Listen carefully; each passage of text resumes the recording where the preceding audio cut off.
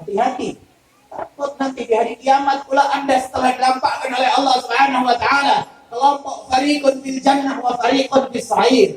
Ada pemimpin-pemimpin kita, para habaib, para ulama, atau kita masuk ke dalam surga, kelompok surga. Gara-gara urusan gaji, gara-gara urusan partai, hanya gara-gara urusan proyek, Anda ikut sama kelompok yang lain, wa fariqun fis sa'ir.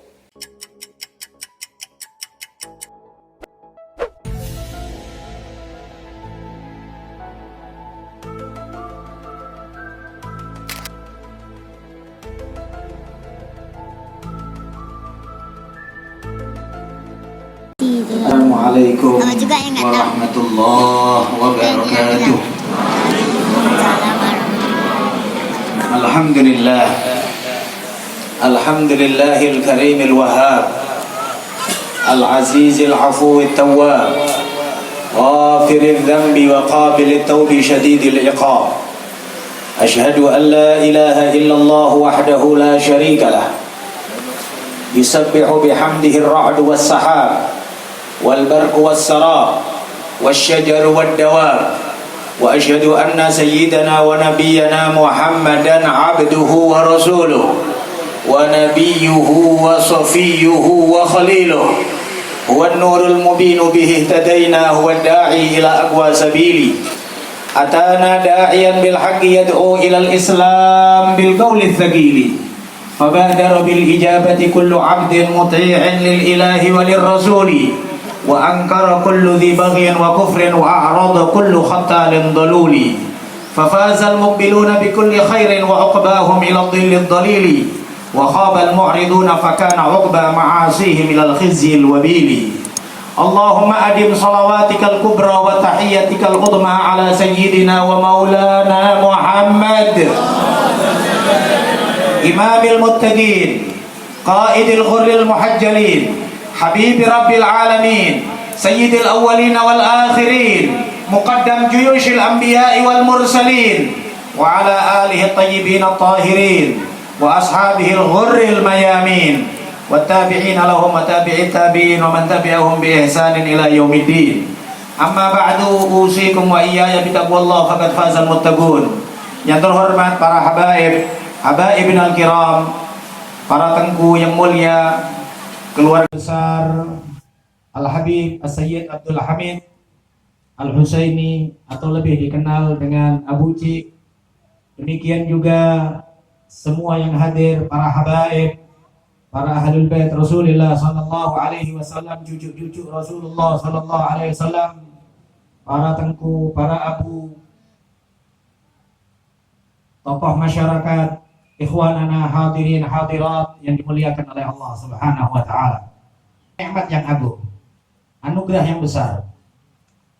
Dan mudah-mudahan anugerah ini bersambung, berkelanjutan sampai anugerah tertinggi dan terbesar nanti di surganya Allah Subhanahu wa taala. Apalah arti sebuah nikmat kalau nikmat tersebut menghalangi kita dari nikmat surgawi? Apalah arti sebuah anugerah kalau anugerah tersebut malah menjadikan kita lalai dari zat yang memberikan anugerah? Apalah arti sebuah nikmat kalau nikmat tersebut malah menjadikan beban hisab nanti di hari kiamat, atau bahkan mungkin menjerumuskan ke dalam murkanya Allah Subhanahu wa taala? Na'udzubillah min dzalik. Namun insyaallah nikmat besar ini, nikmat pertemuan ini dengan para habaib, nikmat pertemuan dengan para tengku dan tokoh masyarakat karena Allah, lillahi ta'ala, hanya murni karena Allah Subhanahu wa ta'ala, bukan karena faktor materi, bukan karena faktor jabatan, bukan karena faktor proyek, bukan karena faktor kenalan atau apapun, namun karena hanya niat mengharap ridho Allah Subhanahu wa ta'ala. Dengan cara kita membacakan doa, tahlil, samadiyah, maulid Nabi, salawat Nabi, doa arwah kepada orang-orang tua kita, kepada guru-guru kita, kepada keluarga-keluarga kita. Yang ini adalah bagian salah satu tanda ridho Allah Subhanahu wa ta'ala. Allah Subhanahu wa ta'ala memastikan orang-orang yang diridhoi oleh Allah dalam Al-Quran adalah, pertama, sahabat pastinya. As-sabiqun al-awwalun minal muhajirin wal ansar.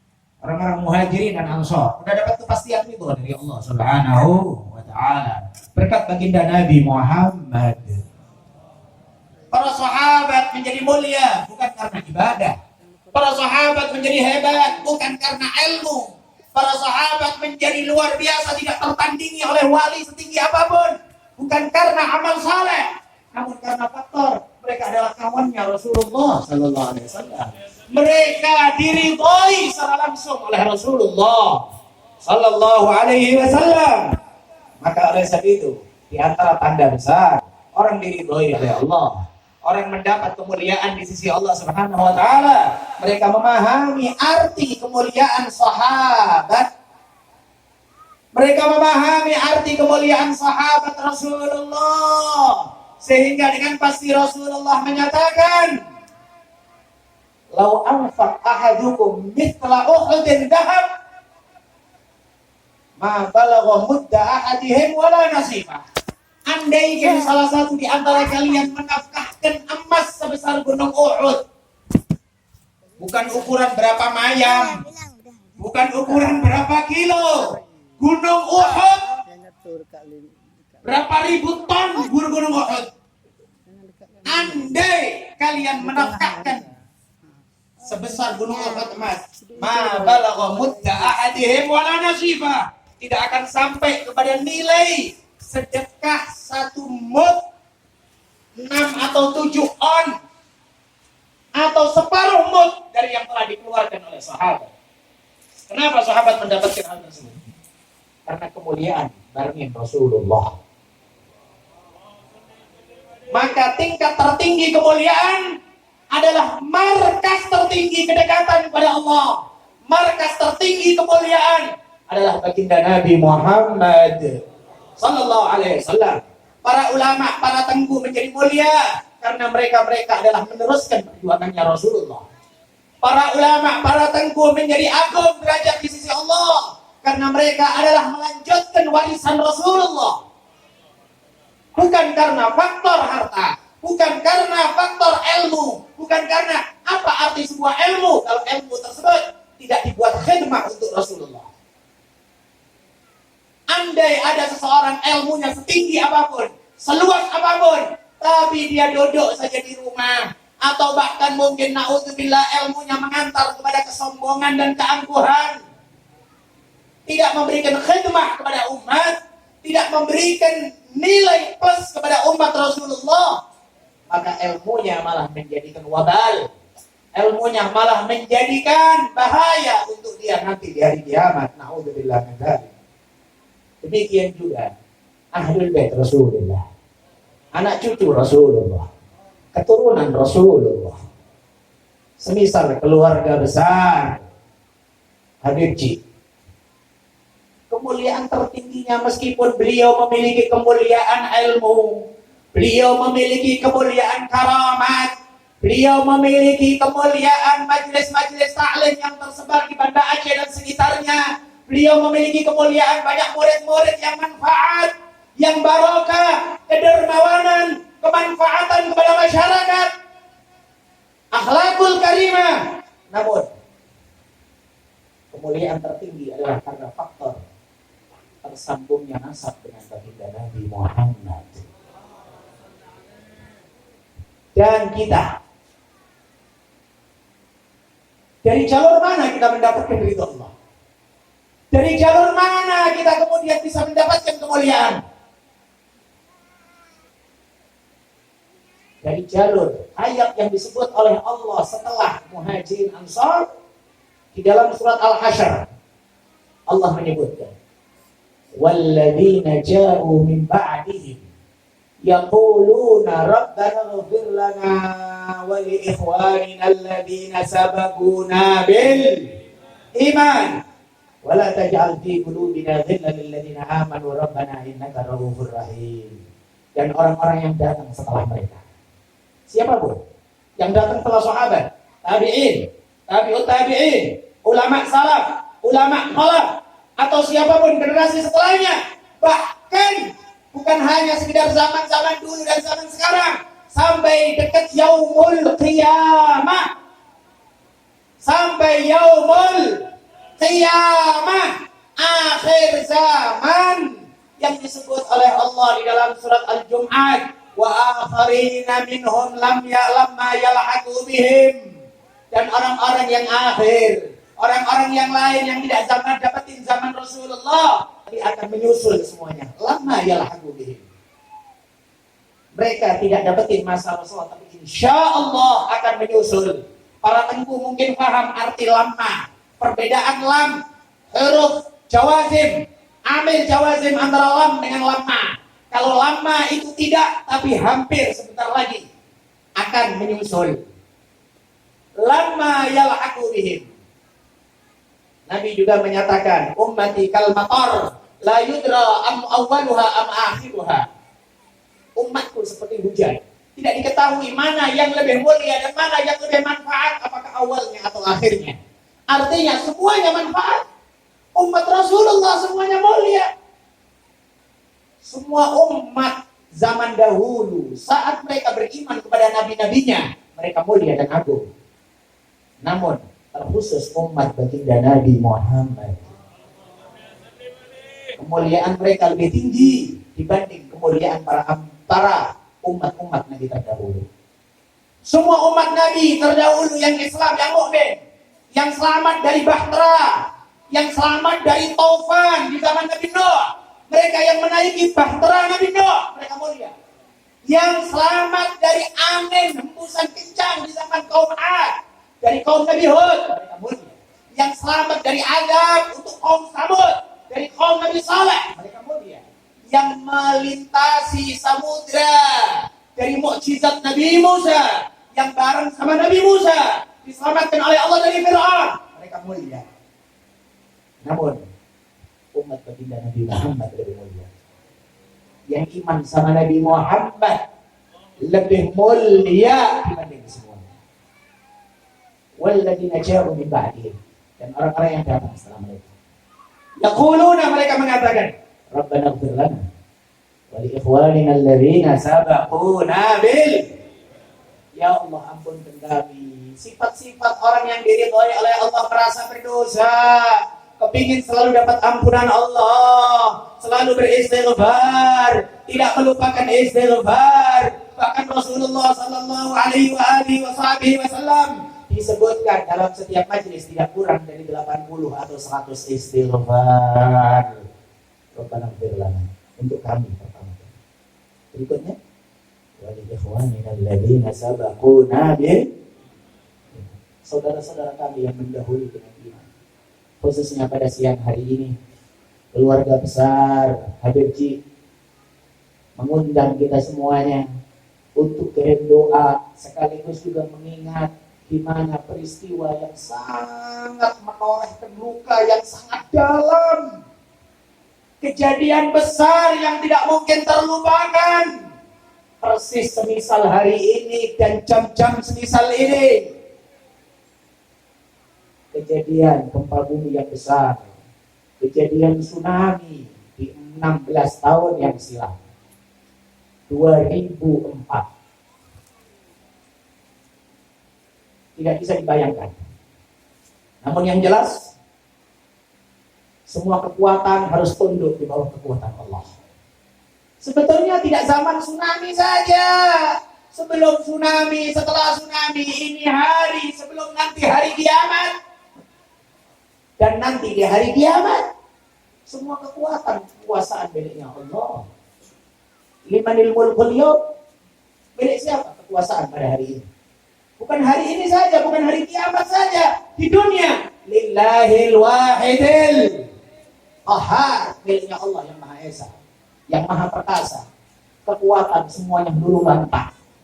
Yang selamat bukan yang kuat, yang selamat bukan militer, yang selamat bukan kepolisian, yang selamat bukan yang kaya, yang selamat adalah yang diselamatkan oleh Allah.